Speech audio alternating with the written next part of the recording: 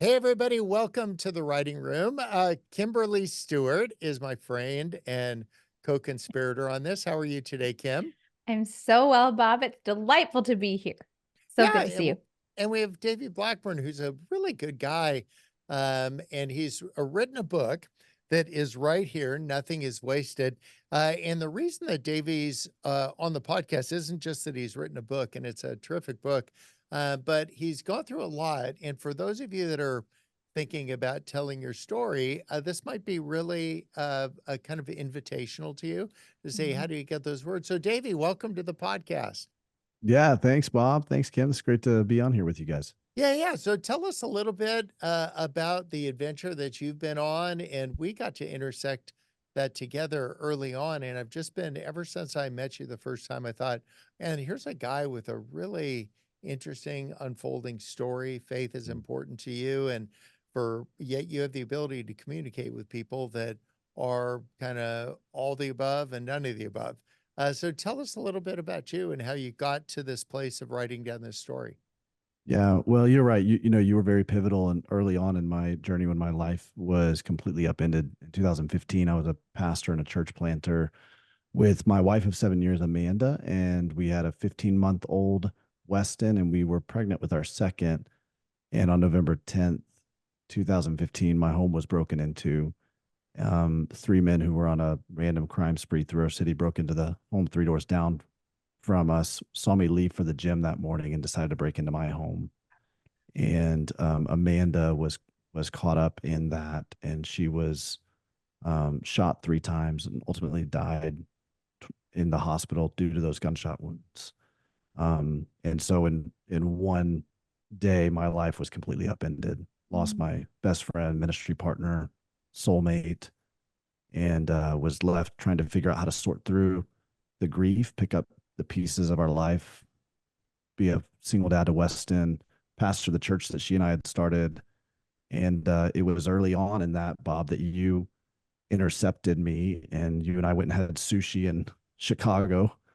And there was just it was a very pivotal moment for me to know that there were people out there who were willing to rally around and care for and then help to breathe life into someone who had just experienced what I experienced. So, Mm. Yeah, let's yeah, pause on that for a moment because it's just a whole bunch. The loss of a life, Mhm. the loss of a spouse. Yeah. That's like you need to take a breath and kind of yeah, take that in. Um, there will be things that those of you that are listening that are wanting to write will have to consider, is this too deeply personal for me to share? Is this something just for me? Is this something for other people? So I know you navigated that, Davey. What were among the things you were thinking about as you were saying, like, is this my story? Is this something yeah. that I want to share to other people? Because I know Mm. those are really years of reflection on that before you decided that indeed this was a story that you wanted to share with people. Yeah, absolutely. Growing up, I always was an avid reader. I loved to read. Reading, there were different books that I can cite that really moved me growing up, and so I always knew I would probably be a writer at some point. I had some kind of a knack for it, and as a communicator, as a pastor and a preacher, you spend a lot of time doing that, anyways. And so I always thought, oh, maybe I want to write a book, but this was never the book that I ever would have wanted to write. No. um, these are there are moments that we go through in life where you don't get to choose what happens to you, and some of these moments are so excruciating, like the one that I experienced with losing Amanda, that I spent a lot of time reeling, going, I don't even know if I want to live, Mm. let alone put down thoughts on paper, go on with my life, help other people in this. Pain has a tendency to cause you to curl up and really start to just look inward. Sometimes in really good ways. Hopefully, that's the direction you take. But sometimes it can be very just selfish ways where you just begin Mm. to turn inward and you begin to just kind of get sucked into the vortex of that pain and despair. And Mm. what I started to realize is, as for me, my faith is just extremely important. My relationship with Jesus is very important. And so as I started feeling like God was teaching me some things, it became very cathartic to start writing those things down. And it became a very healing thing in and of itself because it began to put language to the things I was experiencing and feeling. Mm. It made those emotions not feel so daunting. It made those emotions not feel so overwhelming. Um, I kind of liken it to when Adam, early in the garden, right at the very beginning of time in Genesis, Adam was given a task to have dominion over the earth. Adam and Eve to, you know, have dominion over the animals, and his job was to name the animals. And so when you begin to label things, Mm. what seems to be having dominion over you, that the role can get reversed and you could begin to have some perspective and gain some distance on the thing that you're feeling so much. And so that's early on where it started for me, was just in my own quiet time, really trying to digest and metabolize what was going on, putting it down on paper. And then because of what I was doing as a pastor and because I felt this responsibility for our church, I knew that I needed to help them in their grief. And so I began to flesh that stuff out loud to them. Hmm. And then it was I- really early on, Bob, that you said, hey, you need to just begin writing down everything that you're feeling. And you Mm. need to I'm begin to just start taking notes. And that's what it was for me early on. And then as I began to meet people, I met other people all along the journey that their story of faith, their testimony really encouraged me. And so it began to inspire me as I started moving through my valley and navigated that. And God led me on a very powerful healing journey over that next year. Then it inspired me to begin to go, okay, how could I help other people in my own journey? Because there's other people out there who have experienced similar things, the same thing, different things, but pain nonetheless. And maybe my testimony can impact them in the same way that others have for me. Kim, how do you you coach so many people in their writing? How do you coach people through writing about the parts you can access? Like, you might not be able to Mm. access Mm. all the emotions at a time, but you write about the ones that you can access. Yeah. Yeah. Yeah, it's a great question. I think that you start to get surprised by the things that become accessible once you start the process. I think that's what can be very daunting, is like, how do I even start? You and I have a mutual friend in Allie Fallon. She's a writing coach. And that's what I told her. I was like, I don't even know how to start. And she just said, well, just start externalizing everything that you're feeling. Don't make it seem like it needs to be edited or in some kind of neat, clean form. Just spill it all out. And as I began to do that, it started to take some form. Kim, And I mean, I'll never forget. I thought that as a pastor, most of the books that I had read were pretty didactic, kind of preachy type books. It looked like it was a collection of sermons, and there's nothing wrong with those kinds of books, but that's what I thought by default. That's what my book was supposed to be. And I remember going, but I don't know if I'm not an expert at this. I'm just trying to navigate this. And that's where you, Bob, and Allie were very helpful in saying, hey, no, just write everything down. And as you do, you'll begin to realize there are points of access that you didn't think that you thought were locked, and they'll start to unfold.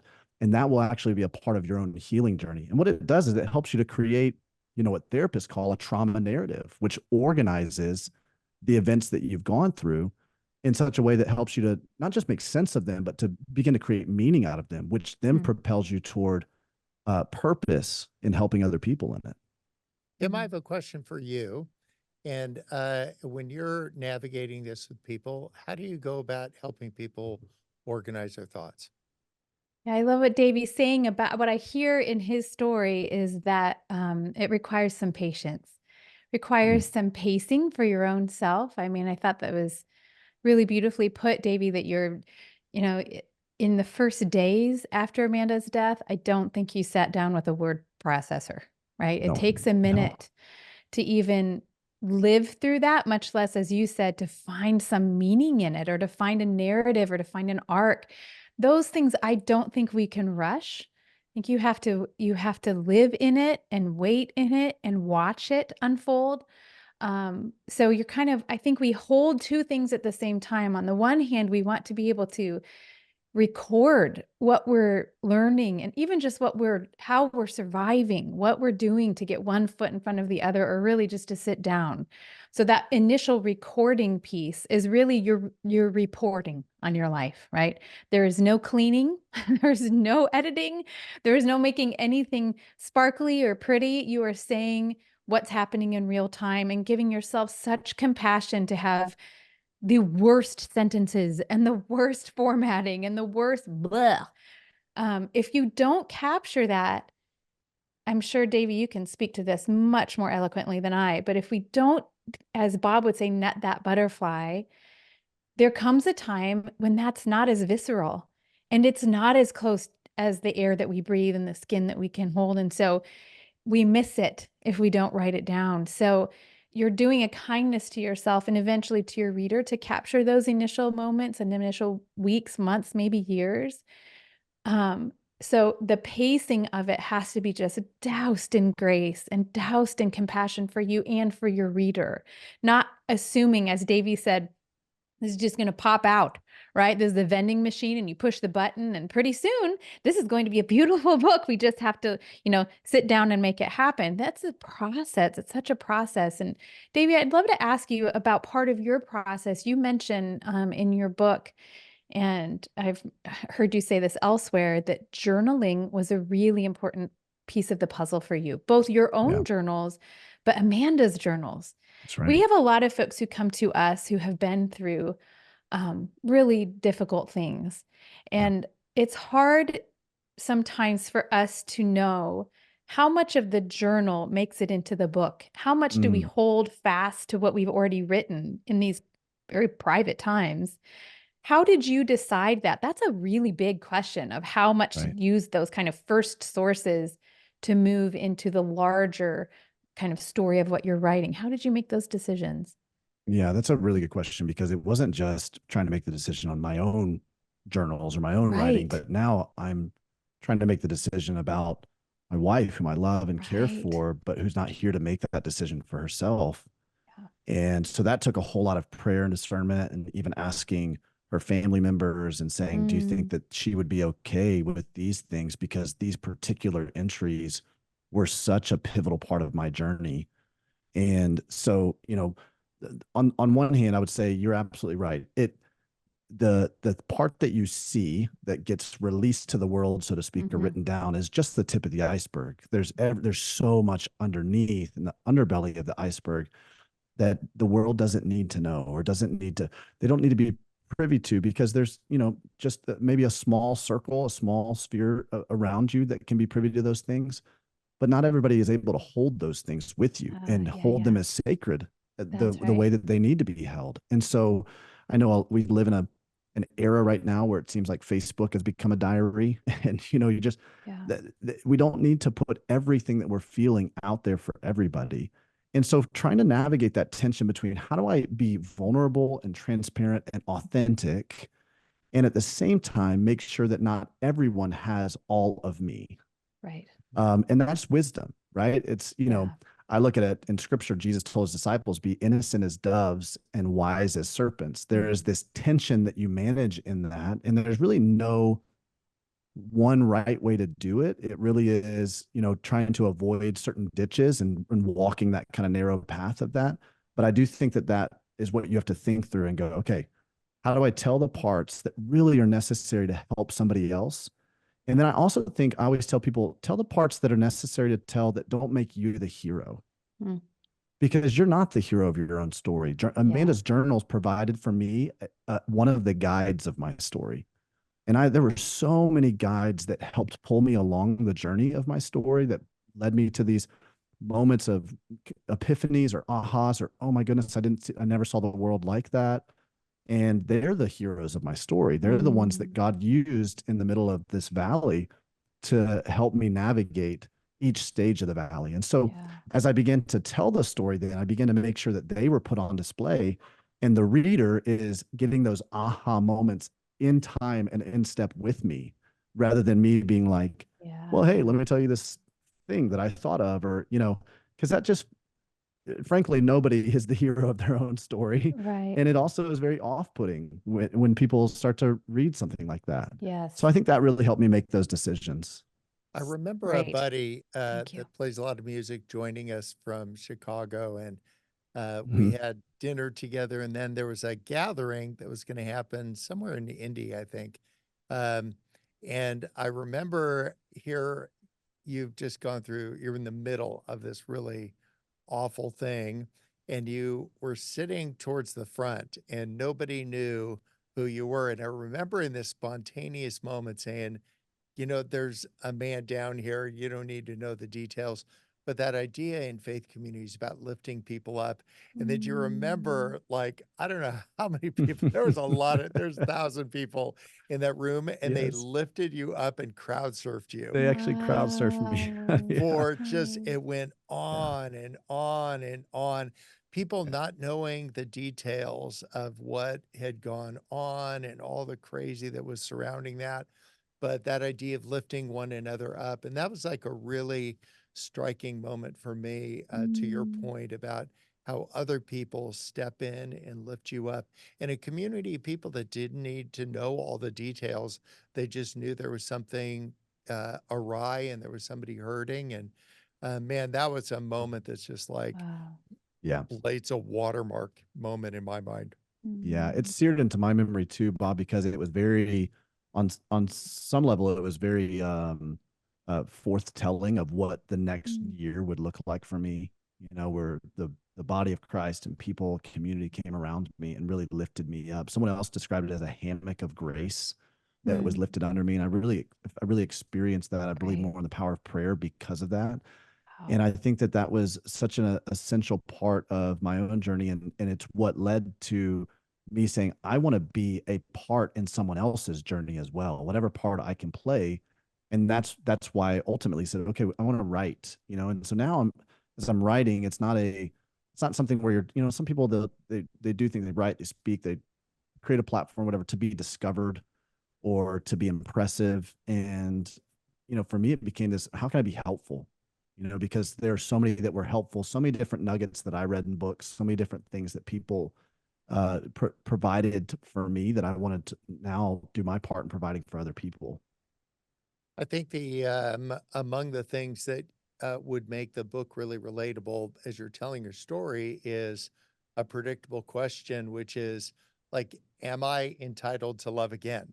Like, and so Yeah. how do Right. I honor Amanda's memory? And at the same time, is love something that I experienced in the past? Can I love again? How did you navigate that in your personal life and then in the book?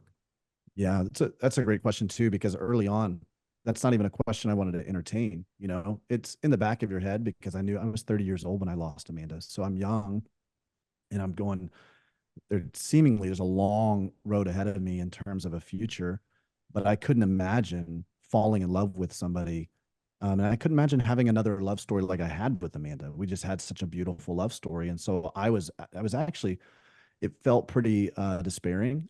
And I just didn't think that that was going to be possible. And anytime someone would suggest that, well, at least you're young and you'll have an opportunity, Mm, I'd say which people yeah. say very well-meaning things, but really bad things when you're in the Yeah. middle of Yeah, Totally. those the stupid situations, shelf's pretty unfortunately. big, huh? Yeah, A stupid exactly. shelf always has some things like she's in a Yeah, better place. I'm like, Ugh, actually, at my side would be a better place. yeah. that's right. Mhm. That's right. But one of the things I was praying specifically was, God, if you were to ever bring me another wife and I could have a meaningful marriage, would she love you, Jesus, more than she loves me? Because that's what's most important to me. That was the marking characteristic of Amanda, if you were to summarize everything about her. And so that was the first thing. The second thing was, would she love me? That'd be nice too. I'd really appreciate that. Would she love Weston as if he was her own? And would she love Amanda? Because Mm, so much of what my assignment, my calling, I felt like was now to carry the story of Amanda to help other people. And I mm, knew that I would need someone who is so secure in herself that she doesn't feel like she's filling someone else's shoes, but she'd actually be able to help champion whatever this effort or this work was that we're helping people out of Amanda's story and legacy. And so to spare the details, I met someone incredible that the only way I can describe is that she woke my heart up. a Mm. part of me that I thought was dead, that there was no way it was going to be revived again. Um, she woke it up, and I didn't think that was even possible. It's similar to how when you have like a second child and your capacity to love grows even more. Similar to that, it was like, wow, I'm falling in love with this woman, and I'm not diminishing or extracting from the love that I had for Amanda as well. And it's so bizarre to be walking in that and feeling that. So what I tried to do as I wrote it was just for the reader to experience it as I experienced it. My goal was for the reader to as they're going along the journey with me, for me not to have to explain anything to them. They're experiencing it in such a way they're like, yes, that makes sense. Oh, Yes, that's that good. feels like the natural progression. Oh, yes, I'm in it with you too. And so that way it provides them hope to see that ultimately, I believe there is a God that is weaving our stories of redemption out of the deepest, darkest pains that we can experience. And that if we'll follow after him and we'll be open to what he's doing, then he's going to surprise us at every turn and bring us way beyond what we could ever ask or imagine. Sometimes we cover the arc of what you've described as a decade in a few pages. And so Mm. part of this is bringing people along and understanding a pretty lengthy timeline. When you start describing that in a few pages, then it can sound like these are compressed events. And so, Kim, how do you go about like talking about the longer arc of things and cadence? I know what you've done, Davey, is like broken down to a lot of chapters and sub chapters. Kim, what are the things that you've talked about Yeah. to people about doing? I think it goes back to what David was saying earlier, that your eye has to be on the reader. So this isn't, as Bob would say, our vacation photos. We have to be mindful that everything that comes into the book, and you get this draft after draft after draft. You don't have to hit it on the first time, but every section, every chapter, even every story, every takeaway, every movement of the plot or your story arc has to have one eyeball on the reader. It can't just be, this is what happened to me. This is what I've experienced. This is mine, mine, mine. We are always looking to the other side of the page. Otherwise, it is what Davey mentioned, which is journaling. And there's a space for journaling. But if you're hoping to talk to the person on the other side of the page, then sometimes a year is a sentence. Sometimes a year isn't even mentioned, right? Instead, you look for one moment in the year and you pluck that out to represent the year, represent that season. So I don't know that we can do that. I sure can't do that on the first time out. It's real messy, the first few drafts, but eventually your hope for the full manuscript is that you are looking over the page, looking past your computer to the person who will hold this in their hand and what will help them. That's what Davey said at the very beginning. It wasn't just, he didn't come to this project thinking, well, how can I write my best memoir? He came to the project, and the reason it's such a beautiful book is because he's thinking, how can I help the reader? So those decisions help us know where to condense, when to amplify, when to kind of pause a little bit. It's all with our eye on how to help the person who's reading the words. Davey, I'm just so grateful for you, this story, this great book, Nothing is Wasted. Um, but it's not just about selling a book, because that's not the point of capturing these ideas, but the idea is understanding our pain. And That's I right. think you've done a great job of doing that. And for those of you listening, you have some pains. God never compares what he creates, he just creates. And sometimes what happens is there's chaos and the whole sock drawer gets thrown on the floor. Take a lot of notes about what you're learning as you're finding the pieces, as you're matching the socks again, to say, these are the things I know are true. Mm. These are the things I know are not true. And these are the things I'm just guessing about. And if you were to just clump it into piles like that, it's kind of like separating the whites and the colors so they don't all bleed together. So, as if I do laundry well, every shirt I have is pink. So, but the idea is just sort these things out into a little bit smaller piles. And Davey, what you did is used a lot of chapter headings and subchapter headings and all that to just scrape it together. I love you'll put a little swish mark in between and separating adjacent but not continuous ideas. Um, Well done, my friend. We're proud of Thank you. you. For Thank you, people who guys. want to reach out to you, how will they find you? Yeah, they can find me on Instagram, Davey Blackburn, DaveeyBlackburn. You can also find our entire ministry on nothingiswasted.com. That's where you can find the book if you want to look at that, nothingiswastedbook.com. And we've got so much that the book has become for us like the first step inspiration, but there is a whole lot of resources for Mm, transformation if you're walking mm, through some kind of pain journey, no matter what it is, on nothingiswasted.com. that's great. Well, thank you. Everybody, you've been listening to the reading room. I hope this has been as meaningful for you as it was for me to hear directly from Davey. And you were just a good guy, my friend. And Yeah, thank I'm you, just Bob. so glad you released your words into the world. Kimberly, thank you Thank for you, Kim. leading us with Mm. love as always. And Oh, for it's a all of joy. you, write down your words. The world needs them. Think of one, me, my, or I, and all the rest are we, us, and our. You write a book like that, and people will see themselves and they'll actually learn. All right. Talk Mm. to you next time.